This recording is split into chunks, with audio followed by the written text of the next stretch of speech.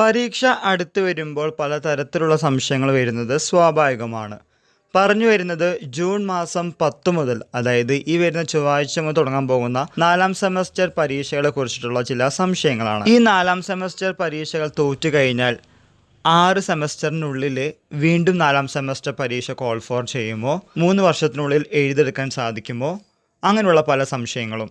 നമ്മൾ തന്നെ പല ആവർത്തി പല വീഡിയോസിൽ പറഞ്ഞ കാര്യമാണ്. 1, 2, 3 സെമസ്റ്റർ പരീക്ഷയിൽ തോറ്റു കഴിഞ്ഞാൽ നമുക്ക് എന്തുണ്ട്, ഒരു ഓപ്ഷൻ ഉണ്ട് 3 വർഷത്തിനുള്ളിൽ ജയിച്ച് മുന്നോട്ട് പോകാൻ.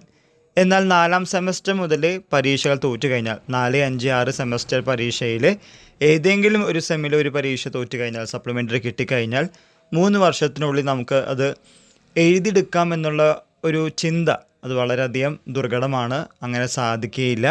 4, 5, 6 സെമസ്റ്റർ പരീക്ഷകൾ സങ്കീർണത നിറഞ്ഞതാണ്. ഇനിയുള്ള സെമസ്റ്റർ പരീക്ഷകൾ ആ സമയത്ത് തന്നെ എഴുതി ജയിക്കുന്നതാണ് വിദ്യാർത്ഥികളെ സംബന്ധിച്ച് നല്ലത്.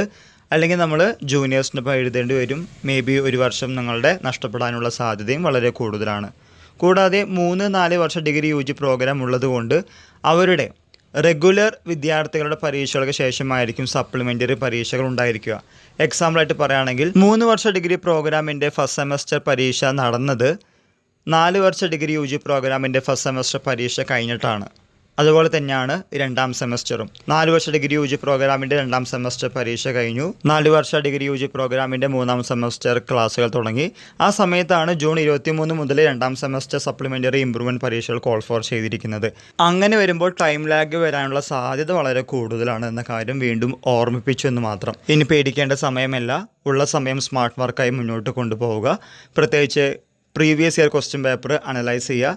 നമ്മൾ അങ്ങനത്തെ ഒരു വീഡിയോ ചെയ്തിരുന്നു. ഇന്നലെ കാണാത്തവരുണ്ടെങ്കിൽ എത്രയും പെട്ടെന്ന് കാണുക. നിങ്ങളുടെ ഏതാണ് പ്രോഗ്രാമെങ്കിൽ ആ പ്രോഗ്രാമിന് ആസ്പദമായിട്ടുള്ള ക്വസ്റ്റ്യൻ പേപ്പർ നന്നായി അസസ് ചെയ്യുക. റിപ്പീറ്റ് വരുന്ന ക്വസ്റ്റ്യൻസ് എഴുതി പഠിച്ചു കഴിഞ്ഞാൽ ജയിക്കാവുന്ന കാര്യമുള്ളൂ. ഈ വിവരം നിങ്ങളുടെ ഫ്രണ്ട്സുമായും ഷെയർ ചെയ്യുക. എല്ലാവർക്കും ഒരിക്കൽ കൂടി നന്ദി, നമസ്കാരം.